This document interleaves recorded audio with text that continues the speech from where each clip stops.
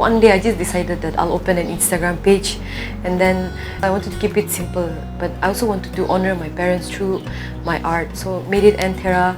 So in a day I decided to open an Instagram page. I opened it, and then the rest is history.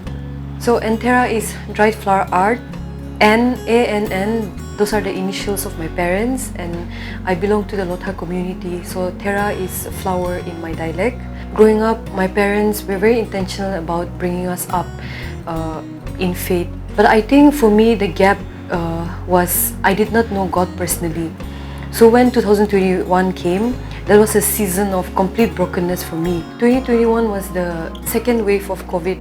And then I was just out of law school, and then since like COVID stopped a lot of things in our life, right? So my career was at hold, and then I also had a lot of unhealthy friendships around me. So I also gained a lot of weight. I was very unhealthily fat, so like I was also subjected to a lot of body shaming, and I had a lot of body dysmorphia, and I think there was no peace because I didn't know who I was in Christ also. So I was trying to find my identity in a lot of places but God.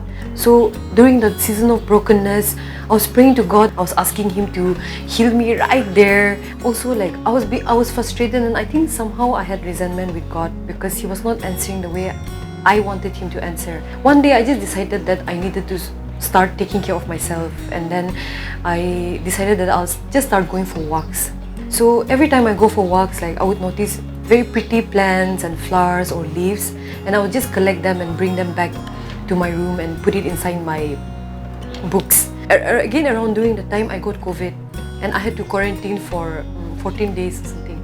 And then since it was just me in that room, I was reminded of the plants and the flowers or the leaves that I was collecting in my walks. So one day I just told my mom to get me 5 frames, and then I decided to experiment on the plants and flowers that I was collecting. So I just took all of it, and then I printed some quotes, and then I started decorating the frames. There was no specific moment like where I realized that, you know, I would turn out to be an artist or something like that, but I think God was gradually unfolding each day, right?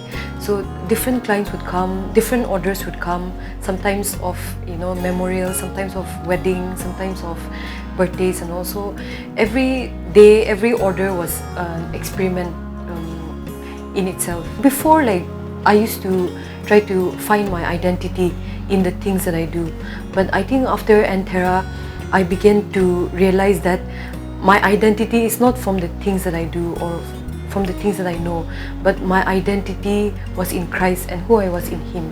So ANN THERA helped me realize that in 24 again, like, you know, all the healing has happened, I was getting better, but I still had my questions and doubts about life, and I wanted to do things beyond just art. And then there was one time where I was in my room and I was crying out to God saying, where are you leading me? And just in that moment of, you know, me being in my room and crying, I was reminded of a blank white canvas, okay? So in my room I have a little box, okay? So I keep a collection of all these very pretty, colorful flowers that I find here and there. So in that moment, when I was just so down, God reminded me of the blank white canvas, and He also reminded me of that box.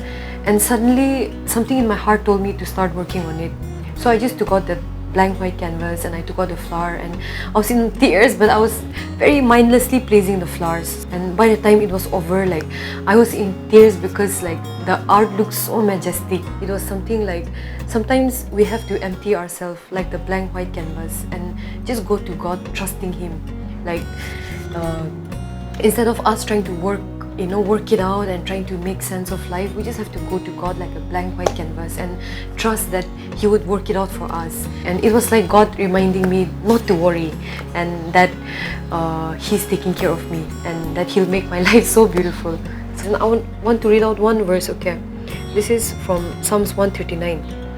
You formed my inmost being, shaping my delicate inside and my intricate outside, and wove them all together in my mother's womb. I thank you, God, for making me so mysteriously complex. Everything you do is marvelously breathtaking. It simply amazes me to think about it, how thoroughly you know me, Lord. I found my peace when I read Psalms 139. I found my peace when I started seeing myself from the eyes of God, not from the text that people give me.